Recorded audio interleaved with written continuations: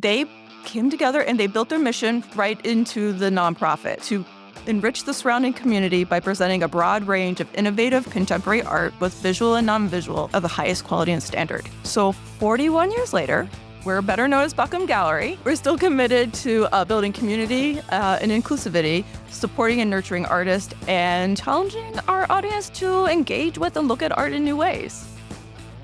Hello, everyone, and welcome back to Total Michigan, where we interview ordinary Michiganders doing some pretty extraordinary things. I'm your host, Cliff Duvenois. I was kind of laughing to myself today when I was driving down for this interview because it seems like every time I visit an art gallery, I wind up in Flint. And that's where I am today. And very happy once again to come back down here because there are some amazing things that are going on in downtown Flint. And I've got a couple of other episodes that if you look in the show notes below, you can find out what those episodes are. But there really is a concerted effort here in downtown Flint to really make this a true destination place that people can come, they can bring their families and not only appreciate the artists that are in the area, but also the food as well, and just make it a great evening to remember and help us to kind of navigate one of these galleries that is located in the area is Michele Leclaire. She's the executive director of Buckham Gallery in Flint, Michigan. Michele, how are you? Hi, Cliff. I'm doing great. Welcome to Buckham Gallery and back to Flint. Yes. And I'm totally looking forward to this, by the way. So before we begin, why don't you tell us what is Buckham Gallery? Sure. Buckham Gallery is a nonprofit arts organization here in downtown Flint. We exhibit visual art and sculpture, painting, printmaking, a little bit of everything. But we also do non-visual arts programming, including literary arts and readings and live music at events and things like that. And it's a wonderful gallery too, by the way. This place is absolutely beautiful. So kudos to you and your staff for maintaining it. And I know we want to talk about that for a little bit, but before we do, tell us a little bit about where are you from and where did you grow up? Sure. I'm originally from Orlando, Florida. So I've made the big move. Wait a minute. Don't people usually go the other way, Michigan to Orlando? But anyways, go ahead. I know.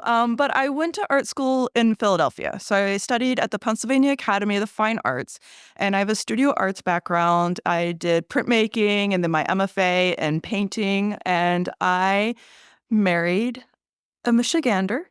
From Flint, Michigan. And so while we didn't move here right away, we lived in Traverse City for a while, and we now have been in Flint for 9.5 years. Well, that's incredible. So let's rewind a couple of things here. So you're originally from Orlando, but you went to school in Pennsylvania. Again, something you think would be a little bit different, but that's okay. Why art? Why art? Well, my mom was a high school art teacher. So there was always art in the house. And I have aunts and uncles who also have creative backgrounds.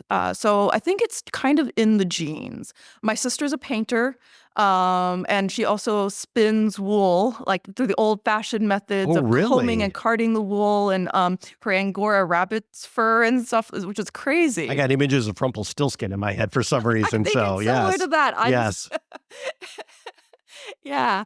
And then I kind of fought it. I tried to do other things. My dad's a chemistry teacher, so I was, kind of interested in science and interested in art, and I was pretty good at everything, but not great until I started focusing on sort of getting lost in the creative process, and doing sculpture and printmaking. And so I finally was like, you know what? I'm going to give this a go. I'm going to go to art school. Yes. Yeah. And the academy was really incredible because you were like painting and drawing and sculpting the figure. Like everything was based on the human figure. And so I just really loved that process and the amazing artists that I met through that journey. And I just knew that this was right. So of all the places to go, what led you to Pennsylvania to study art there? I mean, people would think like New York, maybe LA, but... Well, Philadelphia is a great art city. It really, Okay. really is. And All there's a right. lot of art schools there. But it just happened that I was at the community college in Orlando, and my teacher there had gotten her MFA from the Pennsylvania Academy. And so she had recommended it. And I Oh, went up to okay. visit and I just fell in love. I mean, felt like driving my mom's Subaru out and like March, and they had had a winter storm, and it was like this treacherous thing because I didn't know how to drive in the snow at all. Not from Orlando, no. No, and like the expressway that goes around Washington D.C., I had like slid and kind of fallen into a ditch and had to like get back on. So I had like grass stuck in the front license plate thing, and but finally like driving into Philadelphia and getting stuck going one way around City Hall, and the way the light, because all of a sudden the sun was coming through and the tall buildings, I felt like I was driving a car inside because of the height of the walls of the Yes. buildings. I had that kind of feeling. I don't know, and that should have turned me off from the driving in the snow, but that it didn't. It was like, this is where I gotta go. I need to be in a city. And so when you were there, you made a comment before about how you had met a Michigander, Yeah. fell in love, and then decided to move here. What was that decision for? Well, first we were further north Michigan for a while. We had family on the way, and so we were looking to move out of of Philly. So we had moved to Traverse City because my husband got a job at the Interlochen Arts Account. Oh, So okay. Is he also an artist? he is, yes, he's a painter. Man, it is in your genes somehow, some way. Everybody's got it. So Yes, yes. yes. And then eventually moved to the Flint Institute of Arts. So that's how we ended up in Flint. Oh, interesting. Okay. Yeah. Now, if you don't mind me asking, how did you and your husband meet?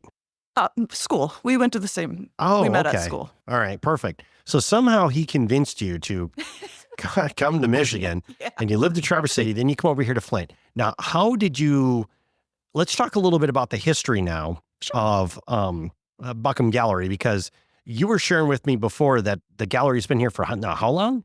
41 years now. Yeah. Okay. Okay. So how So did you get it? So yeah, talk to us about the history. the history. So in 1984, a core group of like working artists, arts professionals, and advocates for the arts, many of them that were involved with like Mott Community College and in the area, decided they wanted a place to exhibit their work, but also to build a community of creatively thinking individuals to sort of challenge themselves to keep working. I mean, that having a community of artists who come together and discuss ideas is really important to like keep your work growing and building. So they came together and they built their mission right into the nonprofit. So to enrich the surrounding community by presenting a broad range of innovative contemporary art, both visual and non-visual, of the highest quality and standard. So 41 years later, we're better known as Buckham Gallery. We're still committed to building community and inclusivity, supporting and nurturing artists, and challenging our audience to engage with and look at art in new ways. So before you mentioned about how, and I'm loving this idea about how, artists come together with the sole focus of, hey, let's create an organization that actually promotes art. But you were talking about art growing, which I've never heard that term before. I'm not an artist. I will admit right now to everybody and their brother, I'm an engineer. Okay. So these terms are foreign to me. So when you talk about make sure the art is growing, what does that mean?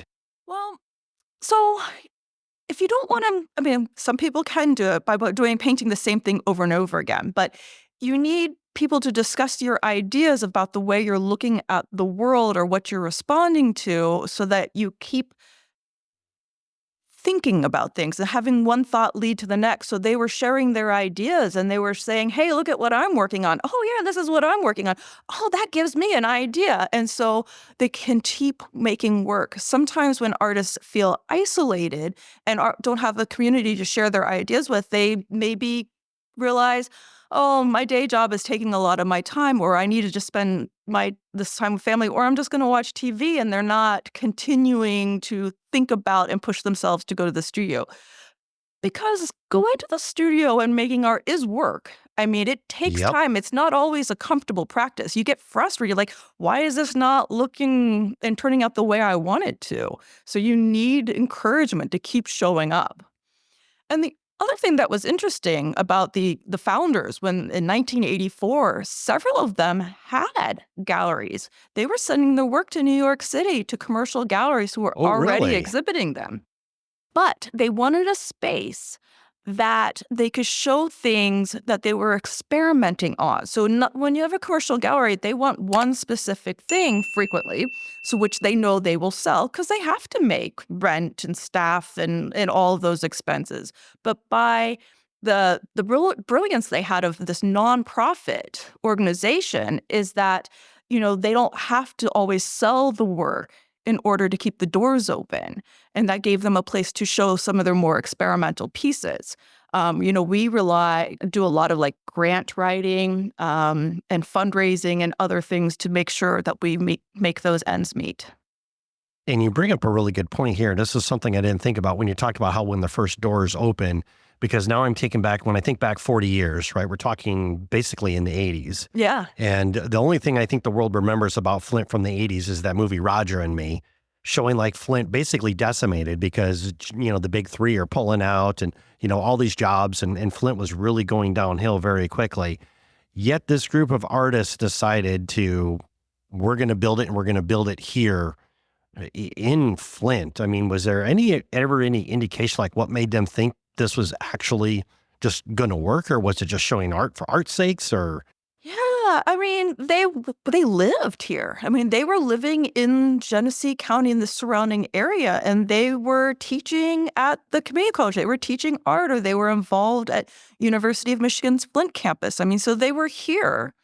And I feel like, they didn't know it was going to make 40 years, but they wanted to give it a try. It was something worth putting their time and energy into. right. And they had to. There was no paid staff for the first few years. I mean, they divided up the duties of gallery sitting and hanging the shows and paying the rent and all of those things. Now, has a Buckham Gallery, has it always been located here, like right off of Saginaw Street in Flint? Yes. So our first 35 years were actually just catty corner over there upstairs in this like vintage Flint building. Right. And this original loft space with a barrel ceiling, which was really great, except for those steep, narrow stairs. It was really in 2019, with the help of the Charles Stewart Mott Foundation, that they were renovating this space with uptown reinvestment. And we were able to move into this space. It was really, thank goodness for the C.S. Mott Foundation. Yes. Yeah. And I do got to say, it seems like a lot of the cities that I go to, there's always like some family of wealth that's like intricately involved with that city. And it really warms my heart to know that the Mott family, the Mott Foundation, really has just invested a lot of money into helping bring Flint back. And I could imagine because when did you join? So I became a member in 2016, but I didn't become a staff until late 2018. I could imagine that just between just 2016 and today, Oh, yeah. you've seen a lot of change that has happened down here, let alone from like, let's say 40 years ago versus today. So just in the last, 8 years, I can imagine it's been mind blowing to see what has been happening and what's going on Saginaw Street. Definitely. Even when we had moved here, when I became a member, this space that we're sitting in right now had been vacant and boarded up for decades. So this building, along with across the street where the Mott Community College Culinary Institute is now, that got completely renovated. So they've moved in there. We're here along with Elga and our neighbors on this block and several of the other buildings downtown. Yeah, it's been real rejuvenation here in downtown Flint. It is. Now, from your standpoint here, because I know you said you became a member and then you became staff. Mhm. Was it always your intention to maybe try to get a job in a gallery, or did you just want to pursue art, or what were you thinking? Yeah. I had always hoped to maybe work in a gallery, but I didn't expect it. I mean, I went to school for studio art, and I really always expected to have a day job, and I would just be doing my own practice sort of at night as I could.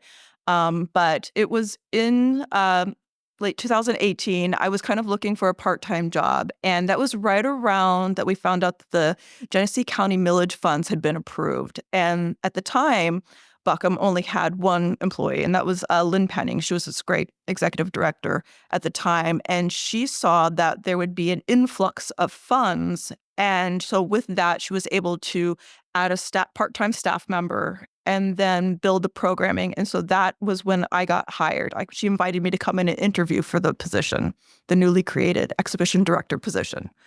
Yeah. Now, with you joining as a member, did you have any of your artwork on display here? Was part of one show and a couple of member shows. Yeah. Oh, okay. And so from there, then, I mean, because I know you said before you were talking about how it was painting and sculpting and everything else like that. What is your art of choice? Is it? Yeah. So I am a painter primarily. Okay. So I use oil paints. I frequently paint on this really cool material called Mylar. It's sort of a translucent polyester paper. And then I also paint on panel, like wood panels. And they're all sort of figurative portraits and sort of based on old family photographs and sort of building these different like nostalgic memories, whether I'm doing from a single photograph or pulling images from multiple different places Right. to create a story. Man, I wish I was artistic. And so then another question I got for you then would be, at some point in time, you had the opportunity to become the executive director of the gallery. Talk to us a little bit about that process. What did that look like? Yeah, well, I mean, we all know what happened in 2020. Yep. So my predecessor was ready to retire. So in that fall, she had actually only intended to fill the position for 1 year, and she ended up being here for 3. And she decided she had already had a career and had retired from teaching and now had done this for 3 years. And she's like, I'd like to travel and see my adult children more. And so she was ready to step down and had been sort of grooming me for the position. So Oh, nice. I then interviewed again with the board and they offered me the job as executive director. So that was November 2020 that I started. Awesome. Mm-hmm. For our audience, we're going to take a quick break and thank our sponsors. Once again, you're listening to Total Michigan. I'm your host, Cliff Duvenois. Today, we're talking with Michele Leclaire, the executive director of the Buckham Gallery located in Flint, Michigan, and we will see you after the break. Hey, if you are enjoying these great interviews, just take a moment and go to totalmichigan.com/join, and you can get these episodes sent directly to your inbox because there's a lot more great stories coming. See you there. Hello, everyone, and welcome back to Total Michigan, where we interview ordinary Michiganders doing some pretty extraordinary things. I'm your host, Cliff Duvenois. Today, we're at Buckham Gallery, located in Flint, Michigan, and we are talking to the executive director, Michele Leclaire. And Michele, before the break, we were talking about some of the artists coming in here, being able to display their artwork. And one of the things that I find absolutely fascinating, and Flint really focuses on this, not to say that other areas don't, but I know Flint really focuses on this, is giving artists the opportunity to not only, sell their artwork, but also too gives people the opportunity to come in and be able to have a place to buy it. Mm-hmm. And so why don't you talk to us about one of the big events that you got going on every year where these two people can come together and really do something special? Yeah. So what we have coming up March every year is called BYOC, Build Your Own Collection. Build your own collection. So artists in the area all submit work for no fee. So this is really trying to find a way to support the artist in addition to a fundraiser for Buckham. So we hang about 200 works of art in the gallery. And for a one-night event, a ticket event, our collectors come in and they can buy work. Nothing is priced more than $500. So it's really trying to keep things at a price point that is affordable. So you could get anything from like $10 to $500, right? Right. And there's always food and drinks and music. It's a great party. And then the sales are all split between the artist and the gallery. And the great collector gets to build their works of art at home. Because who wouldn't rather something, handmade by a local artist than maybe something from a box store Right. when it's so affordable? I love this idea. I've been to galleries before where they've had works from artists on sale, but it's all been like the same vein, right? So, an example of this might be like, let's say an artist did, paintings of cereal bowls, right? And then so that's what they sell is cereal bowls. So if you're not into cereal bowls, I guess there's really not anything of interest to you there. But what you're talking about here is just artists from the area. So it could literally be anything from photographs to impressionistic style to modern style to sculpting, I assume. I mean, sculpture. anything and everything that they would want to sell, people could come here and find it. And even like art books and jewelry and glass. There's ceramics, painting, printmaking. It's all original works of art. This is incredible. And does this also too coincide with, because I know one of the big things I love about Flint is the art walks that are going on. So does this also coincide with that as well? It's a different day, just because it's a different event. So Art Gotcha. Walk is always on the second Friday of the month, and we do that year round. It extends our hours from 6 to 9 p.m. It's free, open to the public. It's really a great time to come out, visit the restaurants and the bars, come into the galleries. It's free, have a glass of wine or a water, and, meet the community and talk to the artists who are exhibiting. BYOC is more of a fundraiser, and it always happens towards the ends of March, Gotcha. once Okay. a year. And we, that's a ticketed event. It's really affordable. I think it's like $25. And that comes with a couple drink tickets and food and entertainment for the night. And then the following day, the gallery opens to the public. But it's kind of cool because while we hang the show floor to ceiling, the people who buy the work are able to take it home with them that night. So when you come in the that's next cool too. day, you see where the things are missing from the walls and it's still the nails. And then it's like half the gallery still has work, Right. and then people come in without paying for the ticket and then can buy stuff that's left over. Sure. Oh my goodness, that sounds so cool. It's so much fun. You've got to come. Okay, I will. March Thank you for 28th. the invite.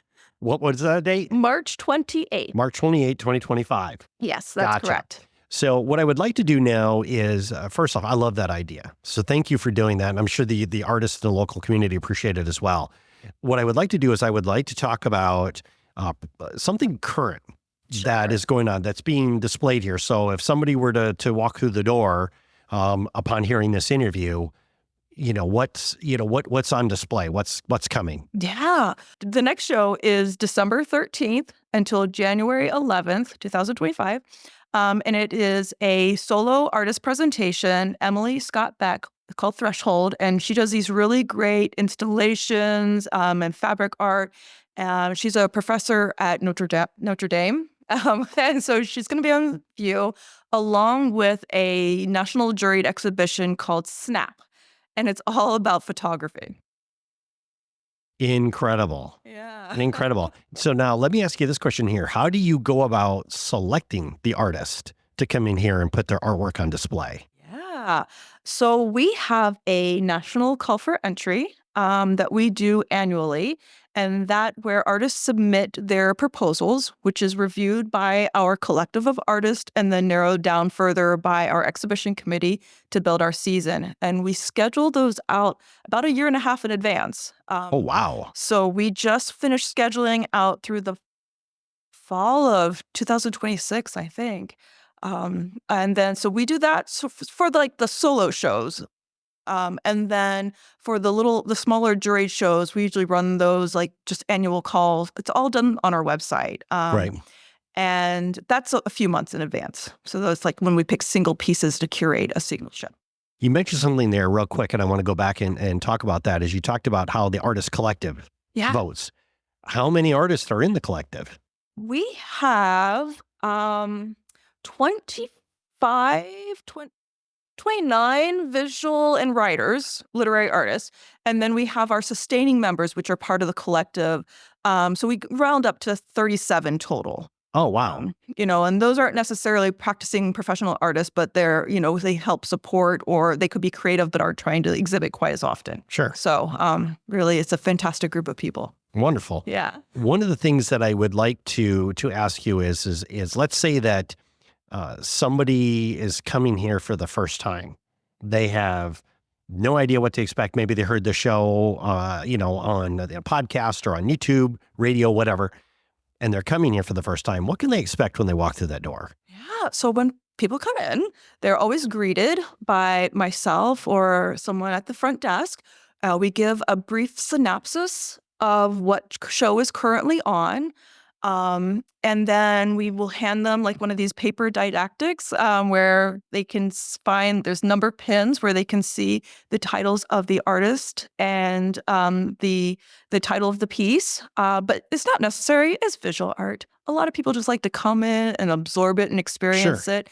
There's always like lively music playing, so it's not like a quiet museum. It's really, you can bring in kids. It's free and open to the public.